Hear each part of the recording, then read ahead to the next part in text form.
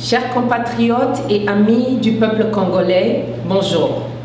Je précise amis du peuple congolais parce que nous savons qu'il y a des amis du Congo. Les amis du Congo sont souvent amis du coltan, amis de l'or, amis du diamant et vous le savez tous. Nous venons encore aujourd'hui vous inviter à venir nombreux pour dénoncer la tenue du 14e sommet de la francophonie qui est prévu à Kinshasa en RDC à compter du 12 octobre 2012 jusqu'au 14 octobre 2012. Comme vous le savez tous, comme vous l'avez tous constaté, plusieurs ONG et patriotes de la diaspora se sont soulevés partout dans le monde pour dénoncer la tenue de ce sommet à Kinshasa. Cependant, les pays membres de la francophonie, incluant le Canada, ont choisi de tourner leur regard ailleurs et de faire que ce sommet ait lieu à Kinshasa en RDC. Nous ne sommes pas contre le sommet de la francophonie, nous précisons, mais nous sommes contre la tenue de ce sommet en RDC à Kinshasa pour la simple raison que le président actuel de la RDC est au pouvoir par la force des armes. Et nous savons qu'il n'y a pas de démocratie, il n'y a pas de respect des droits de l'homme au Congo.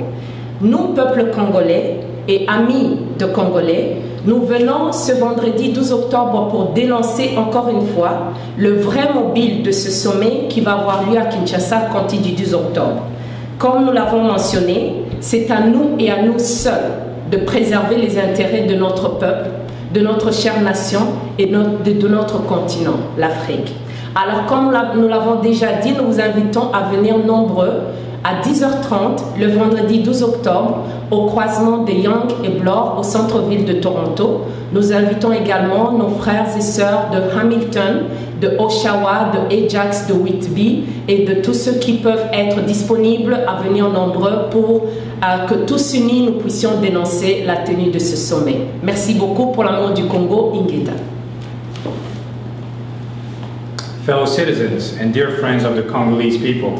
again I say friends of the Congolese people and not friends of the Congo, for as we all know, friends of the Congo also include those who are looking out for only their own interest, friends of the coltan, friends of the diamonds, friends of the oil. So I want to be clear and say that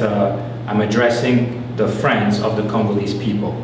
We invite you today to join us massively for a peaceful rally on Friday, October 12th at 10:30 a.m. downtown Toronto at the intersection of Yonge and Bloor. This rally is to denounce the Francophone Summit scheduled to be held in Congo-Kinshasa from October 12th to the 14th. The Francophone Summit, or the Sommet de la Francophonie, is not what we take issue with. We are actually taking issue with the fact that it's taking place, it's being hosted on Congolese soil, given what is taking place right now in the country. So as many of you already know, Congo has been ravaged by war for the last 16 years. 48 women are raped every hour as per official reports. Millions are internally displaced in the eastern region, and democracy and human rights are simply non-existent, even though these principles are core values of the Francophonie. Many NGOs and Congolese people across the world have held protests against this summit taking place in Congo. However, member nations of the Francophonie, including Canada,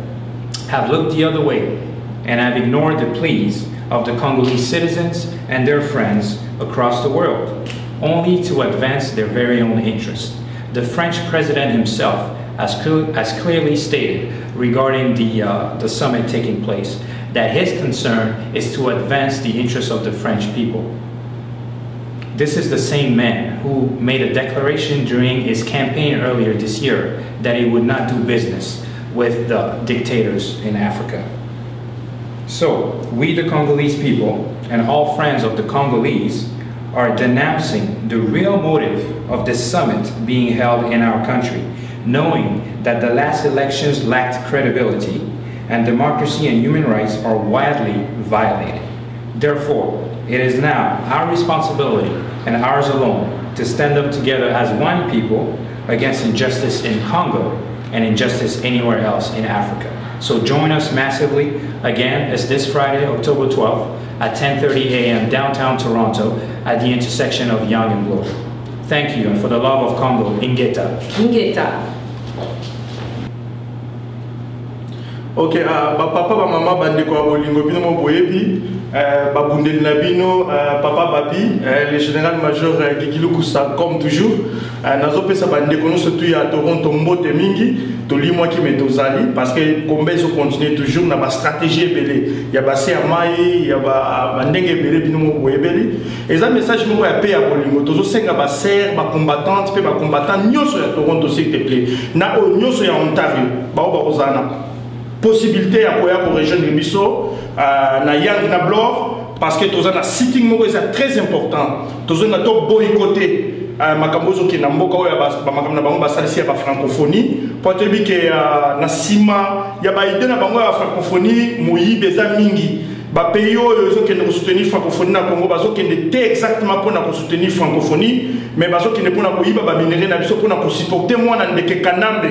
ya mwana tozo senga na bino nyonso tout boya pona bolingo ya mboka s'il te plaît to sengi na bandeko nyonso tout ba tellement basala très vivante bino mo boyebi mwana bino kiki soko alobi alobaka parce que biso to telemeli bitumba donc nazo senga vraiment ba oyo baza na souci ya mboka s'il te plaît mboka bakabaka ngote tozali ya bien tozoli ya bien tozo sakana tozo sala nyonso mais to kanisa mboka po kuna nde place to uti mitolu na biso etikala kuna donc nazo senga bana nyonso ya Congo s'il te plaît boya ebele na bengisi batu nyonso tu na kombo ya crack mobimba biso nyonso tu bana crack to kozala biso so tu ba combattant nyonso confondi ya Toronto s'il te plaît boya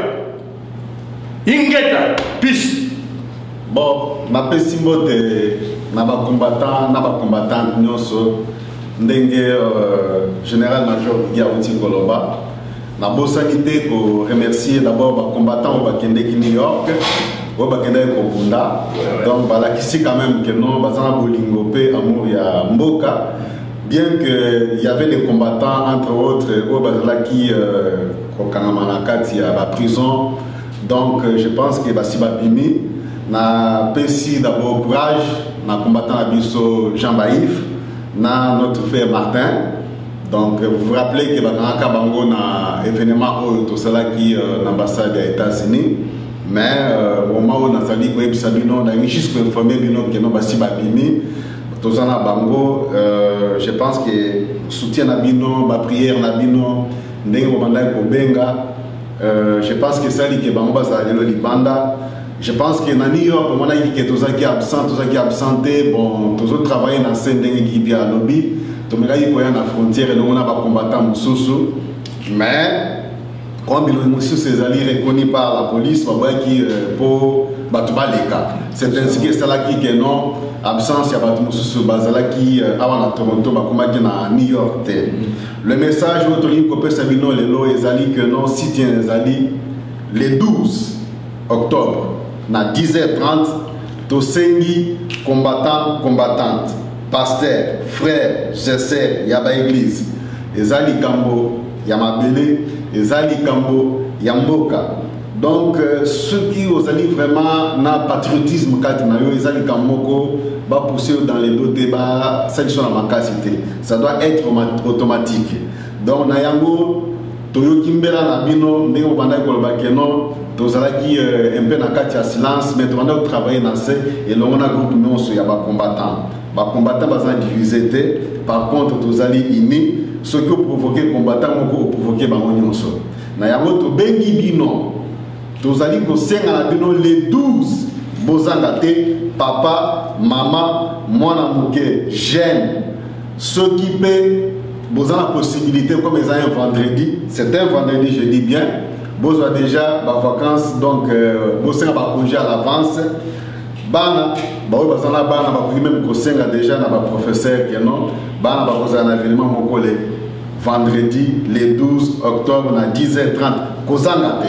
on a kolobaki ono na yoka kité ba bisaki bisoté biso tu as toujours ba raison awa to lancer message ils allaient bien avant le samedi pour les 12 bisonos na 10h30 to kutana entre Blue na Yang na 10h30 merci beaucoup to lingi binomi ingeta